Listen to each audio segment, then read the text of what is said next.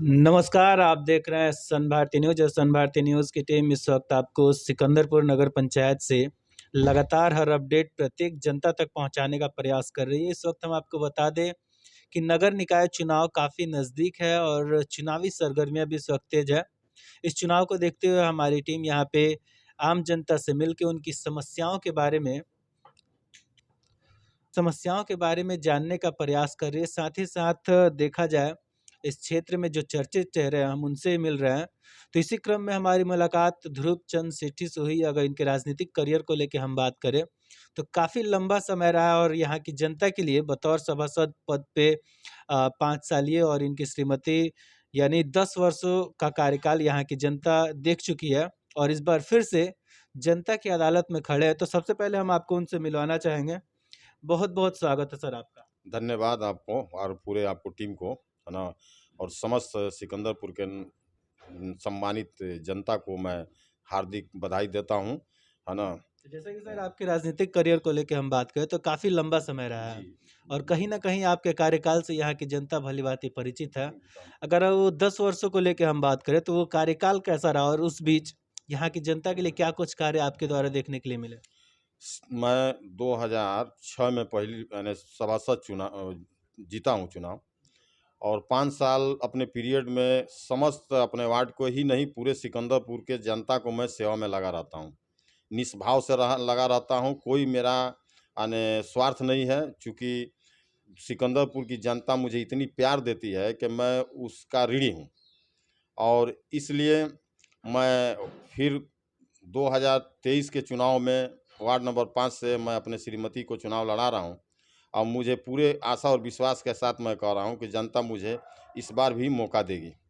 इस वार्ड को लेकर अगर हम बात करें तो सिकंदरपुर नगर पंचायत के अलग अलग क्षेत्रों से कुछ ना कुछ समस्याएं निकल के सामने आ रही हैं। जी। अगर यहाँ के धरातल पे हम बात करें तो फिलहाल यहाँ की जनता किस तरह की समस्याओं से अभी जूझ रही है? यहाँ की जनता सबसे बड़ी यहाँ नाली की समस्या है। चूँकि बरसात के दिनों में पानी निकल नहीं पाता है। चारों ओर से गढ़ी जो है सिकंदरपुर के, चाहे अगल-बगल जो गाँव का है, उसमें पानी बंद हो चुका है और बरसात आने के बाद समस्याओं से जूझना पड़ता है सिकंदरपुर नगर पंचायत की जनता को।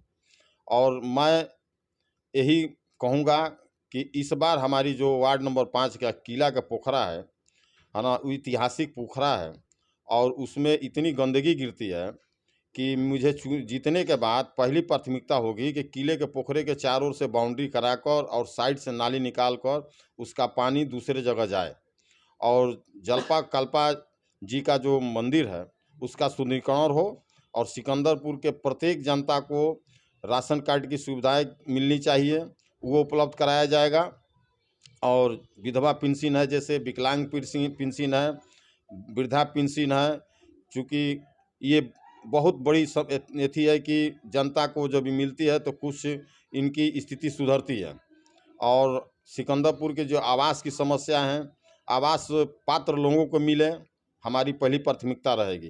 जनता की मानसिकता को लेकर अगर हम बात करें तो उनका मानना यह है कि चुनाव से पहले प्रत्याशियों द्वारा वादे बहुत सारे किए जाते हैं लेकिन उस पे सक्षम तरीके से कोई उस विश्वास पे कोई खरा नहीं उतरता है। क्या कहना चाहेंगे जनता से? जनता से मैं यही कहना चाहूँगा कि जब नगर पंचायत का जो अध्यक्ष होता है वो सर्वोपरि होता है। नगर पंचायत के अध्यक्ष प्रस्ताव में पास कराए, उसका बजट लाए और उसकी समस्याएं के समाधान करे सिकंदरपुर के, है ना, तभी होगी, है ना। जैसे कि लाइट की व्यवस्था है सिकंदरपुर में, रात के वक्त लाइन रहती है तो लाइन से तो सप्लाई मिलता है लेकिन जनरेटर से सप्लाई नहीं मिल पाता है। जो जलालीपुर चौराहे से लेकर और हनुमान जी के मंदिर तक, मेन चौक तक जो सड़क है, उधर उस पर जाने में इतनी जनता की कठिनाई होती है कि पूरी तरह से सड़क वो टूट चुकी है। और इस पर पूर्व चेयरमैन जो थे, है ना, इस ध्यान नहीं दिए, कुछ तो बनवाए कुछ छूट गया। मैं यही चाहूँगा कि इस बार चुनाव में जो भी नगर पंचायत का अध्यक्ष बने, हाँ, सभासद जो भी बने, है ना, वो इसकी व्यवस्था करे कि तत्काल इसकी बनाया जाए। और पिछले 5 साल को लेकर अगर हम बात करें तो हालांकि आप सभासद पद के प्रत्याशी हैं जिसका एक सीमित क्षेत्र होता है। जी, इस क्षेत्र को लेकर हम बात करें तो क्या पिछले 5 साल के कार्यकाल से यहाँ की जनता संतुष्ट है? पिछले बार के कार्यकाल से जनता उतनी संतुष्ट नहीं है। है ना, जितनी होनी चाहिए। हम लोग के कार्यकाल में अच्छी लाइट की व्यवस्था हुई थी। 2012 से 2017 के बीच में हम लोग मिलकर बहुत बढ़िया सड़क भी दिए, नाली भी दिए, डिवाइडर भी बनवाया गया, लाइट की भी व्यवस्था किया गया। तो क्या लग रहा है पिछले कार्यकाल को देखते हुए जनता इस बार फिर से सभासद चुनने का काम करेगी? हाँ, वो तो चुनेगी भाई, जनता तो चुनेगी, जनता सर्वोपरि है। जनता से हमारा विश्वास है कि हमको चुनेगी और मैं उस पर तत्पर रहूँगा और हर समस्या के लिए अपनी जितनी भी होगी क्षमता लगाऊंगा। हालांकि अभी क्षेत्र में प्रत्याशी बहुत सारे हैं, जी। क्या लग रहा है लड़ाई किसी से रहेगा? फिलहाल मैं पुराना चेहरा होने के नाते और पुराना सभासद होने के नाते जनता मुझे लाइक कर रही है।